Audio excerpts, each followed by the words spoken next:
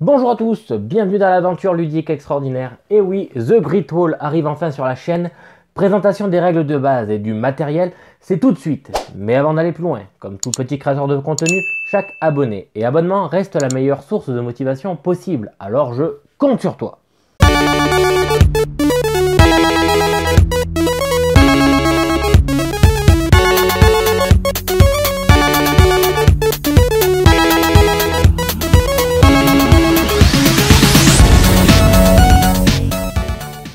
Voilà, vous avez sous les yeux le matériel de The Great Wall. Mais avant de parler des règles, on va commencer par parler matériel et vous présenter un petit peu de quoi il s'agit. The Great Wall est un jeu de placement d'ouvriers où vous allez incarner un général avec d'autres coéquipiers ou bots quand vous allez jouer en solo qui vont représenter l'armée de la Chine qui ont prêté allégeance à l'empereur et vous allez donc combattre les invasions mongoles. Vous avez donc une rivière de cartes qui va être proposée pour aller acheter des conseillers. Ces conseillers vont venir apporter une aide supplémentaire et orienter un peu votre stratégie par rapport à votre général. Quel est le but de The Great Wall? Finalement, c'est de faire un maximum de points ou d'honneur dans ce jeu. Comment on fait? Vous allez devoir dégager des hordes de Mongols, donc remporter ce type de cartes-là.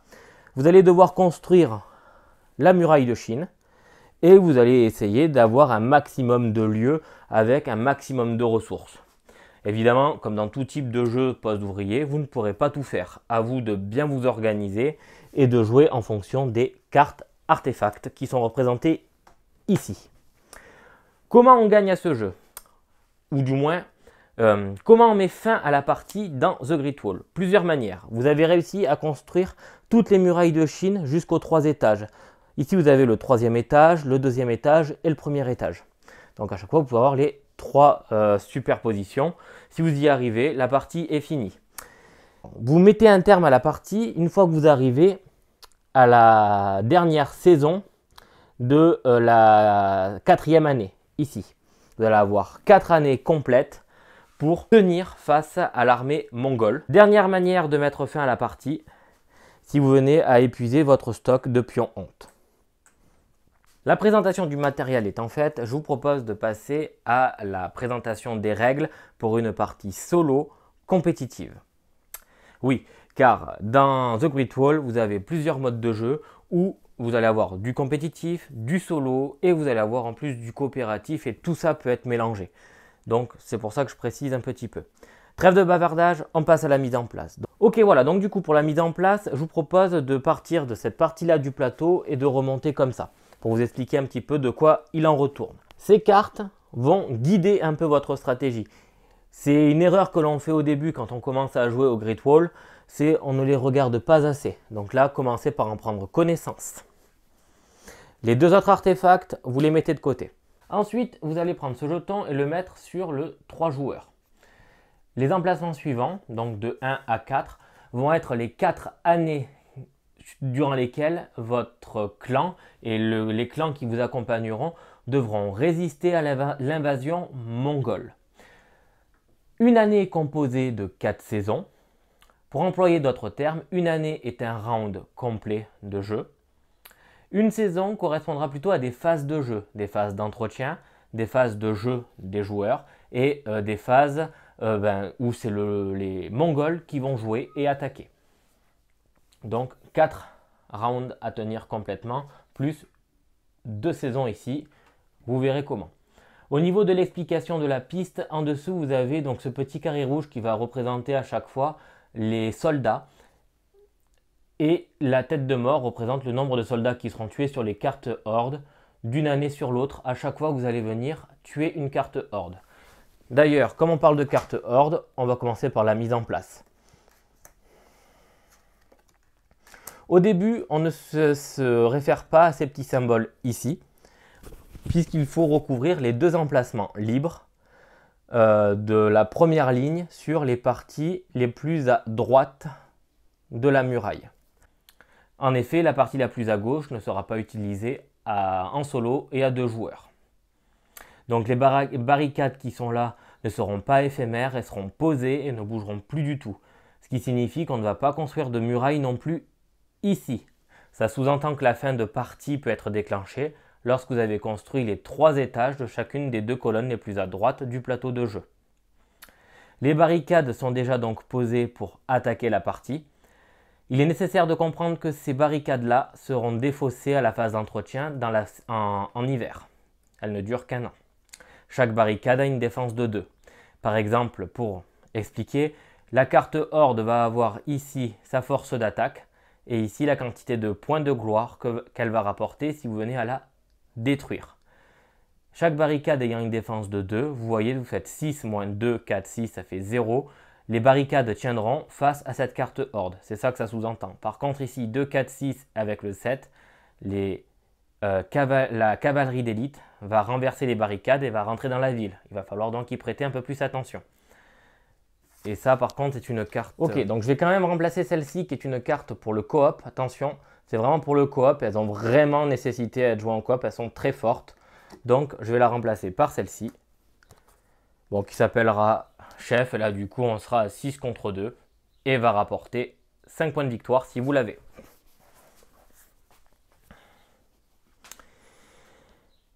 Donc, vous l'aurez compris, ici, vous allez construire la muraille de Chine. Les emplacements sont expliqués de la manière suivante. Vous allez avoir ici la défense que va vous apporter votre muraille. Ici, comme elle n'est pas là, elle va rapporter 0 en défense, c'est normal. L'emplacement de vos archers représenté ici. Et le coût pour construire le premier niveau, il faudra 5 ressources. La quantité de ressources nécessaires à développer chaque étage de la muraille de Chine sera l'équivalent de points d'honneur que vous allez faire avancer sur la piste d'honneur. Évidemment, celui qui a le plus d'honneur a gagné la partie. Dans l'arrière-pays, vous allez avoir donc cette petite place très intéressante qui va s'appeler, dans le jeu, c'est l'ordre du thé. C'est cette case-là qui va définir et rappeler l'ordre du jeu. Dans une partie en solo, vous allez toujours avoir le clan du roseau en bas, au milieu Xingzhao et en haut votre général. Si vous souhaitez modifier l'ordre, vous pouvez en venant placer un de vos clercs sur les emplacements rouges. Les emplacements verts sont des lieux spécifiques où on peut avoir autant de clercs que l'on veut. Ici, donc ce rond vert, là vous allez venir y poser vos clercs, ce sont ces petits personnages-là. Vous allez avoir le centre de logistique qui va vous permettre de déplacer vos soldats d'un côté à l'autre du champ de bataille, d'une zone de réserve qui va être représentée ici et là pour la partie en solo, donc d'une zone de repos à une zone de repos, ou encore déplacer vos archers d'un endroit à un autre. Attention, vous ne pouvez pas déplacer des soldats d'une zone de repos à une zone d'attaque. Vous allez avoir ici la caserne, c'est là où vous allez venir recruter vos lanciers, vos cavaliers ou alors vos archers. Donc archers, cavaliers, lanciers. Chaque clerc donne accès au recrutement d'un soldat, à vous de choisir lequel. Ici vous allez voir le stock. Donc c'est un stock commun qui va être utilisé par l'ensemble de tous les généraux, tous les joueurs si vous préférez, pour construire les murailles. C'est un pot commun si vous voulez. Si vous souhaitez faire des dons à ce moment-là au pot commun, chaque ressource que vous allez donner vous rapportera 2 honneurs. C'est pour ça que c'est très intéressant de poser des ressources au milieu pour permettre la construction tout en gagnant de l'honneur. Bien évidemment, ça n'est pas une obligation, vous pouvez garder les ressources pour vous. Ceci dit, quand vous construisez une muraille, vous êtes obligé de commencer par utiliser les ressources qui sont ici avant d'utiliser vos ressources. Quel est le lieu où on va pouvoir créer les murailles et les barricades? C'est ici. Si vous souhaitez donc construire la muraille, vous avez le nombre de ressources qui sera toujours indiqué sur la partie la plus à droite. Vous allez prendre le pot commun pour venir la construire. Les barricades, à chaque fois, ce sera 2 ressources qui donneront 2 honneurs. Ces barricades peuvent être construites avec le pot commun et bien évidemment vos propres ressources. On arrive ici, donc si vous prenez votre clerc, vous le mettez là. vous allez avoir la possibilité de venir chercher une carte tactique. C'est l'académie où vous allez développer, on va dire, un sens tactique et stratégique à vos clercs qui viendront vous rapporter des solutions pour contrer l'armée mongole. Donc ce sont des cartes comme celle-ci, divisées en deux avec un effet traditionnel et un effet augmenté où vous allez devoir dépenser une ressource du chi, donc ce sont ces petits cailloux bleus, pour venir utiliser l'effet augmenté de ces cartes. En dessous, ce sont les lieux traditionnels, les lieux communs. Vous allez avoir ici la scierie, la carrière de pierre, la mine d'or, et ici, ça sera plutôt les centres de culte où vous allez avoir donc le temple qui va pouvoir vous générer du chi. Comment ça fonctionne? Il faut que vous ayez tous les emplacements rouges de couverts, que ce soit par vos clercs ou les clercs des adversaires. Une fois que tous les emplacements sont couverts, vous allez pouvoir gagner une ressource par clerc. Vous me direz, c'est assez compliqué, etc. Oui, c'est pour ça qu'il y a une règle qui dit que lorsque toute une ligne est complète, on ne peut pas retirer un clerc pour le déplacer ailleurs. Quand vous allez jouer votre tour, vous allez pouvoir bouger des clercs, donc soit les prendre de votre réserve, soit des clercs déjà en jeu, et vous ne pourrez pas les déplacer si une colonne, si un lieu vient être complètement complet. D'accord, je ne pourrais pas en retirer un. Je me suis piégé. Vous allez avoir ensuite en dessous ces petits encadrés. C'est des emplacements qui vont, on va dire, bloquer un de vos personnages armés que vous allez venir mettre dans ces emplacements-là. Ces emplacements s'appellent des contremaîtres. Les contremaîtres permettent de gagner des ressources à chaque nouvelle année. Donc, prendre des contremaîtres, les utiliser et les améliorer est très important. Vous ne pourrez installer un contremaître dans une zone que dans des endroits où vous avez déjà installé un clerc. À la fin de chaque tour de chaque joueur, vous pourrez dire « Attends, je suis présent au niveau de la scierie, je vais y mettre un contremaître, je vais en payer le coût ici, c'est 2 chi pour mettre le contremaître de niveau 1. » Ou alors dire « Attends, j'améliore mon contremaître en payant 3 chi et au prochain tour, je pourrai gagner 2 bois. La prochaine année, je pourrai gagner 2 bois. » Cet emplacement est particulier, c'est là où vous allez pouvoir venir débloquer des clercs qui ont été bloqués dès le début de la partie. Ce qui fait qu'au niveau de la mise en place, vous avez 3 de vos clercs qui sont mis de côté. Si vous prenez un clerc que vous souhaitez en débloquer un, vous allez devoir payer 2 or pour venir en chercher un et en libérer un. Un clerc représente une action potentielle supplémentaire, à ne surtout pas sous-estimer. Et enfin, vous allez avoir ici les conseillers. Les conseillers vont venir s'ajouter à votre général et vous faire bénéficier de capacités supplémentaires. Leur coût sera indiqué en or et sera le nombre de conseillers que vous possédez déjà, plus 1. Lors de la mise en place, vous allez avoir 2 cartes généraux qui vont vous être attribuées. Vous allez devoir en choisir un sur les 2. Et on va vous donner 2 conseillers aussi. Vous allez devoir en choisir un sur les 2.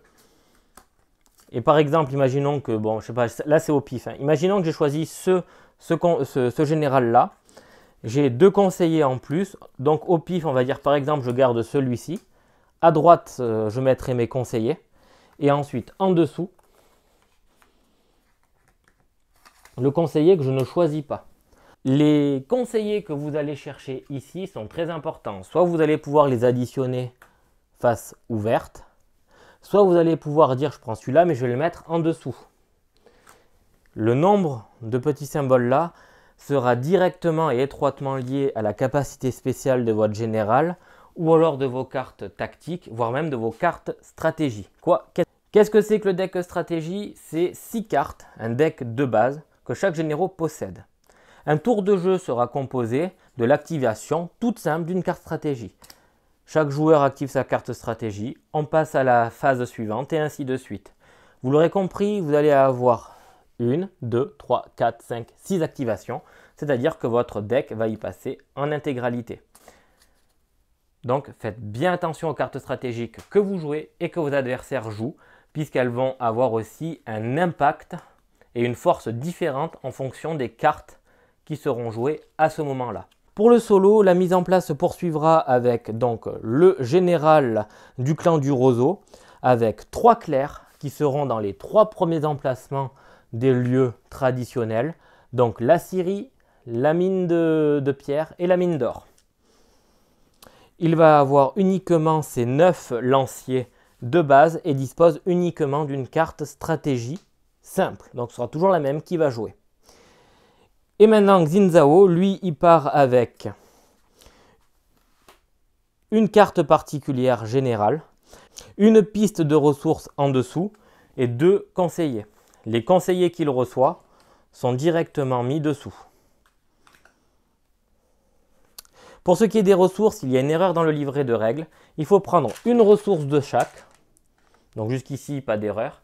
Et seulement une ressource sans, dégâts ici.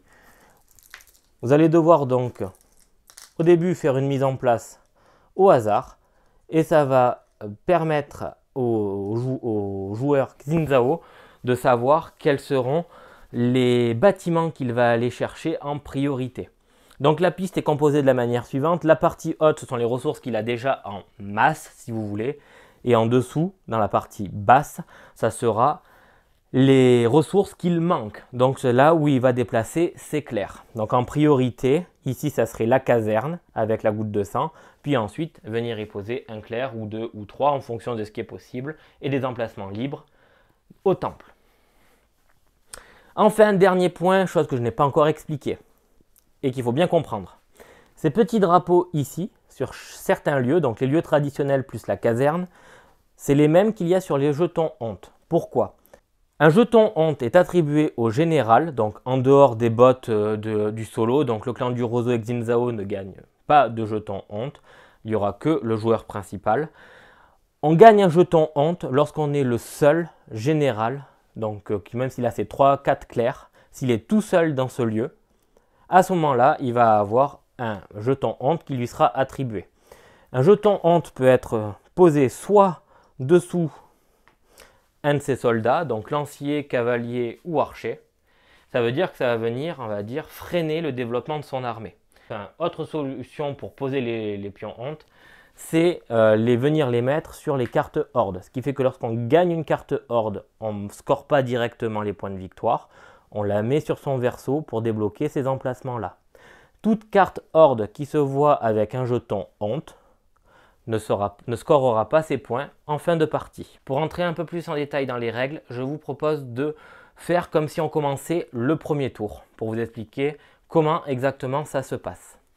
Alors déjà, quand vous commencez la partie, vous la commencez en automne. Donc premier tour en automne. Chaque joueur va avoir son deck de cartes stratégie, en choisit une. Il va la mettre face cachée et il la dévoilera en même temps que tous ses coéquipiers. Chacun va devoir choisir en fonction de l'ordre du thé où et dans quel emplacement il souhaite jouer. Évidemment, le dernier joueur sera celui qui prendra l'emplacement vide. Généralement, une carte stratégie est composée de la manière suivante. Une partie supérieure où c'est vos clercs à vous qui vont jouer, qui vont se déplacer, qui vont prendre une position sans activer les lieux. Ensuite, c'est les autres joueurs qui vont venir faire ce qui est indiqué ici. Généralement, ça sera toujours déplacer des clercs dans des lieux. Enfin, ici, c'est généralement une activation spéciale ou particulière en fonction des faits de jeu, des cartes qui sont posées et tout simplement de votre carte stratégie. Une fois que chaque étape d'une carte stratégie est faite, on procédera à l'activation de chacun des lieux et c'est le joueur actif qui dira par quel lieu il souhaite commencer ses activations. Parce qu'à chaque fois, bien évidemment, vous allez avoir un effet cascade qui va débloquer plus ou moins telle ou telle solution au cours de votre tour. Une fois qu'un joueur a utilisé et joué entièrement sa carte stratégie, on passe à la suivante et ainsi de suite jusqu'à ce que le dernier joueur et sa dernière carte stratégie soient joués.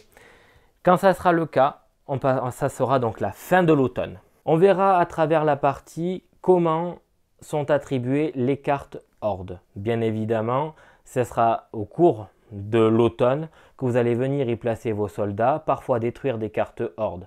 Dans ces cas-là, ça sera en fonction du joueur qui a fait le plus de dégâts ou celui qui est le plus présent sur les cartes Horde qui va les remporter. Après l'automne vient l'hiver. Première chose qu'on regarde, c'est les archers en position sur les emplacements des murailles qui vont venir attaquer les cartes Horde. On regarde les cartes Horde qui viennent à être détruites et à ce moment-là, il y aura revendication de certaines cartes Horde en fonction de la présence en plus grande quantité de soldats ou autres de chacun des généraux. Ensuite, c'est l'assaut des cartes Horde. Donc on fait la différence de puissance de chacune des cartes Horde avec l'association barricade et muraille. Si la défense de la muraille est plus importante que les cartes Horde, rien ne se passe. Par contre, si c'est l'inverse qui arrive, vous allez avoir une brèche. Chaque généraux obtiendra un jeton honte par carte Horde là où il y a une brèche. Imaginons par exemple cette situation où nous avons 8 et 6, ici que 6 en défense. Il y a 2 cartes Horde, chaque généraux aura 2 jetons honte. Vous n'avez pas de jetons honte dans le cas où vous avez un soldat sur la carte Horde. Donc imaginons que le général rouge ait donc un cavalier de posée et un lancier. Même s'il y a une brèche, il était présent, donc il ne prend pas de jeton honte. Par contre, il meurt. Vous pouvez sauver des soldats en dépensant du chi. Sauver un soldat, c'est 2 chi. Que ce soit un archer, un cavalier ou un lancier. Tout soldat sauvé part en zone de repos, c'est-à-dire il va arriver dans cette zone-là. Que ce soit donc les lanciers, les cavaliers ou les archers. Dans le cas d'une brèche, les soldats qui sont tués ou mis en repos leur remplacement donc, ont déjà fait des dégâts. Les cartes Horde ne ressuscitent pas. Du coup, les emplacements qui étaient recouverts seront toujours recouverts par des jetons blessures. C'était plutôt dans notre exemple quelque chose qui ressemblait à ça. Les archers qui étaient en poste, donc sur les murailles, sont tués. Pareil, vous pouvez les sauver avec 2 chi. À la fin de l'hiver, on vérifie si on a les conditions de fin de partie qui sont remplies. Je rappelle, si on arrive à la dernière stade ici et donc que c'était l'hiver, à ce moment-là, la partie est terminée. Si on a les 3 stades des 2 murailles qui sont construites, à ce moment-là, la partie est terminée. Ou alors, on n'a absolument plus de jetons honte. Dans le solo, s'il n'y a plus de jetons honte de disponibles, le joueur, quoi qu'il arrive, a perdu. Dans notre cas, c'était le premier tour. Du coup, après le premier hiver, on attaquerait une nouvelle année. Donc, printemps. Au printemps, c'est la phase de temps. Donc, on passe le jeton de là à là, ou de là à là, etc. Donc ça c'est la phase de temps qui avance. On va générer de nouvelles cartes Horde. Donc ici, on prend en compte le chiffre qui est en haut. Une carte Horde, donc celle-ci, sera positionnée au milieu. On prend toujours celle d'en dessous. Voilà. Donc bien évidemment, tout ce qui est posé avant est un exemple. Les blessures qui ont été engendrées ne disparaissent pas d'une année sur l'autre. Vous allez avoir la piste conseillée qui va évoluer. Effectivement, d'une année sur l'autre, les conseillers peut-être ne convenaient pas, on les renouvelle. Les conseillers les plus au fond sont enlevés pour en générer de nouveaux. En solo, un conseiller est mis de côté pour aller rejoindre Xin-Zhao. Ce qui fait que d'une année sur l'autre, Xin-Zhao devient à chaque fois de plus en plus fort. C'est tout pour le printemps. On arrive à l'été. En été, on commence dans un premier temps par faire fonctionner vos contremaîtres. Donc, tous les contremaîtres qui sont ici vont vous rapporter vos ressources. Dans une partie en multijoueur, c'est là où vous allez aussi pouvoir vous débarrasser de vos jetons honte qui viennent à un peu bloquer votre possibilité de développement de l'armée à hauteur de 2 chi par jeton honte. Attention, Ça ne marche pas comme ça en solo. Nous le verrons dans la partie. C'est une activation du temple qui permet de faire ça. Vous allez avoir donc vos cartes stratégie à chacun qui sont posées donc ici. Vous allez donc pouvoir les défausser pour pouvoir attaquer après un nouveau tour. Ensuite, vous allez avoir une défausse de cartes stratégie si par exemple vous êtes à l'année 3 ou 4. Vous allez avoir la possibilité soit de les récupérer, soit de dire j'ai 2 cartes stratégie dans ma défausse, je score 2 gloires, je score 2 honneurs par carte stratégie. Donc ce qui fait que lorsque vous défaussez votre première carte stratégie, elle arrive dans votre défausse, vous allez scorer 2 points. Et ensuite, vous recommencez automne, hiver, printemps, été, jusqu'à ce que la fin de partie arrive.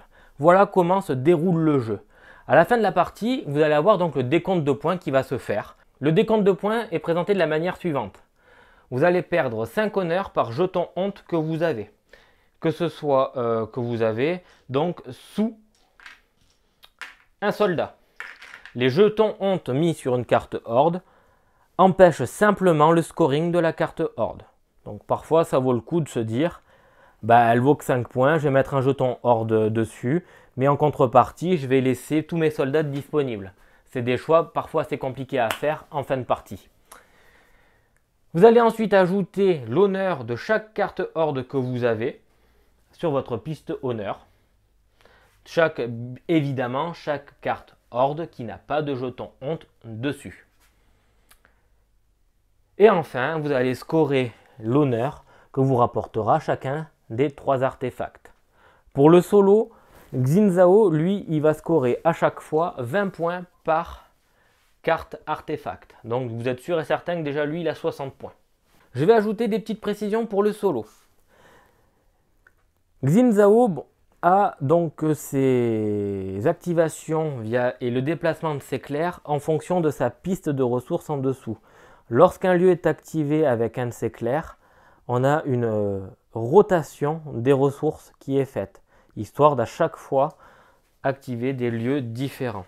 Ensuite, Xin Zhao ne prend pas de jeton honte, mais comme un joueur normal, il va gagner de l'honneur de la même manière qu'un joueur traditionnel. Pour l'activation des lieux, il va les choisir à chaque fois du plus haut au plus bas. Donc même s'il va viser par exemple le temple et la carrière de pierre, à son tour de jeu, quand il va activer ses clairs, il commencera par la caserne, puis la mine d'or, puis le bois, et ensuite viendra la pierre et le temple. Pour ce qui est du général du clan du roseau, c'est un petit peu le même système, à savoir que lui, il n'a que 3 clairs qui seront posés sur le plateau et ne sont jamais retirés. Et on va dire que lui, il adopte plutôt une posture de coop. D'accord ? Vous allez l'utiliser pour améliorer vos actions et vous débloquer des solutions. D'accord ? Il est plutôt du genre à jouer avec vous. Il ne prend évidemment pas de pion honte. Il gagne très peu d'honneur, vous verrez comment. Et ce n'est pas vraiment un adversaire difficile en soi. Voilà, donc du coup ce sera tout pour la présentation du matériel et des règles de base de Greatwall. J'ai essayé de faire une vidéo qui soit condensée avec un maximum de règles en même temps. Je voulais faire ça, adopter un nouveau format, faire quelque chose en beaucoup plus court que ce que je fais d'habitude. Mais je me rends compte que sur des jeux comme ça devient assez délicat. Du moins si on essaye d'être clair et si on essaye surtout de donner un maximum de détails. Voilà. Donc, si vous avez des questions, des remarques, des précisions à apporter, évidemment, l'espace des commentaires sert à ça. Sinon, on se retrouve très vite au bord de la Grande Muraille. Ciao!